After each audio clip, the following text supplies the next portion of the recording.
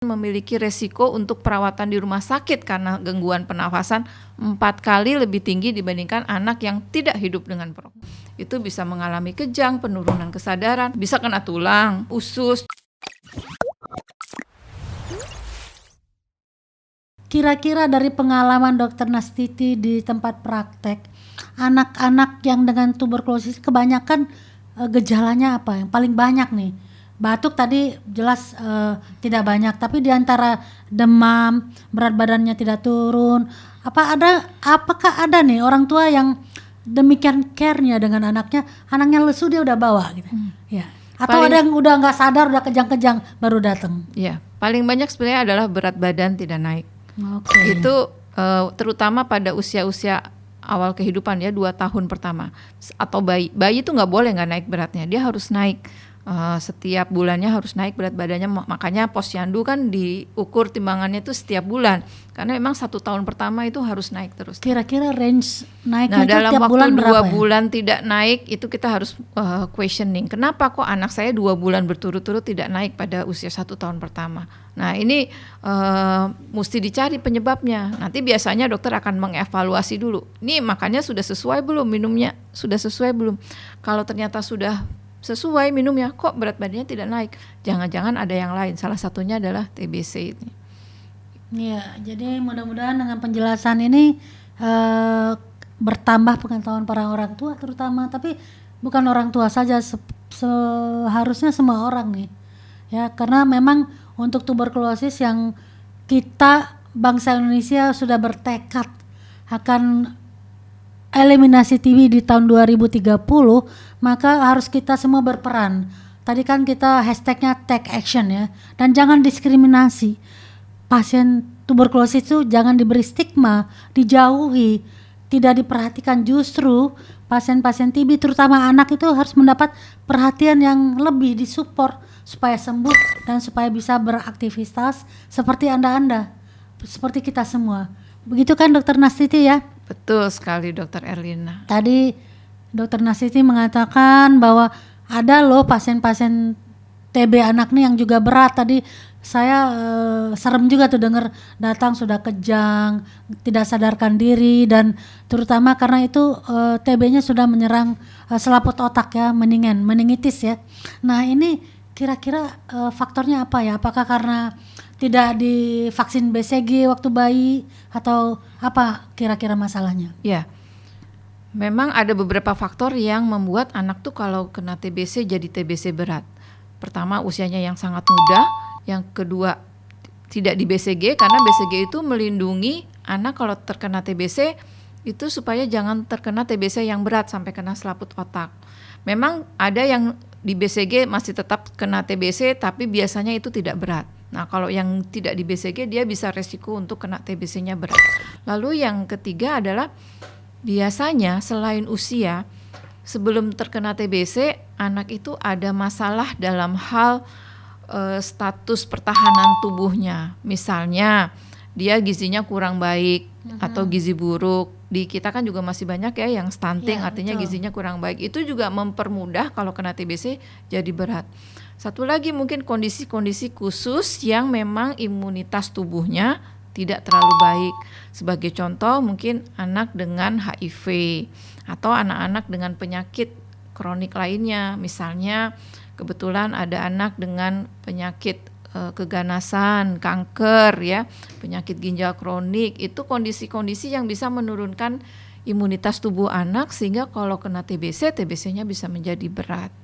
Itu. Bagaimana dengan anak yang tidak punya komorbid, tidak ada penyakit-penyakit yang disebutkan tadi, tetapi mungkin karena orang tuanya sibuk, bukan karena nggak punya uang juga ya, karena sibuk, lalu nutrisi anak ini tidak cukup seimbang, tidak cukup baik sehingga mungkin badannya juga kecil ya, tidak berkembang. Betul. Apakah ini kemudian juga sangat berpengaruh, beresiko untuk tertular tuberkulosis juga? Betul, itu betul Dokter Erlina. Jadi memang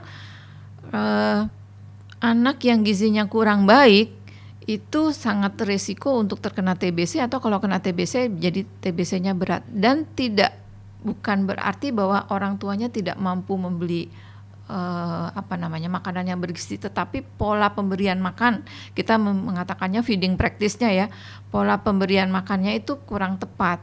Ya mungkin komposisinya, mungkin jumlahnya, ya frekuensinya itu tidak cukup sehingga anak itu jadi kurang gizi. Padahal bukan karena orang tuanya tidak mampu, tetapi kurang betul dalam memberikan pola nutrisi tadi. Apakah di tempat praktek dokter banyak itu ditemukan? Sangat banyak.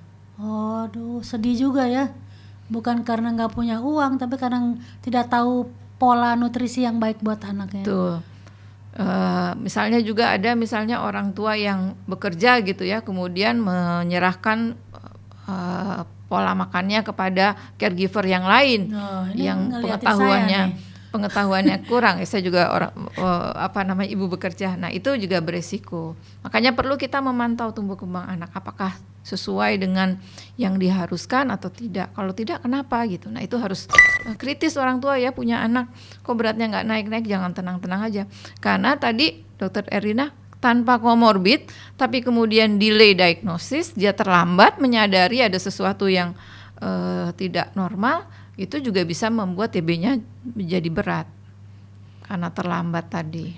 Oke, baik Dokter Nastiti. Kalau kami di dewasa, pasien TB dewasa itu sudah ada obat yang gratis disediakan oleh pemerintah.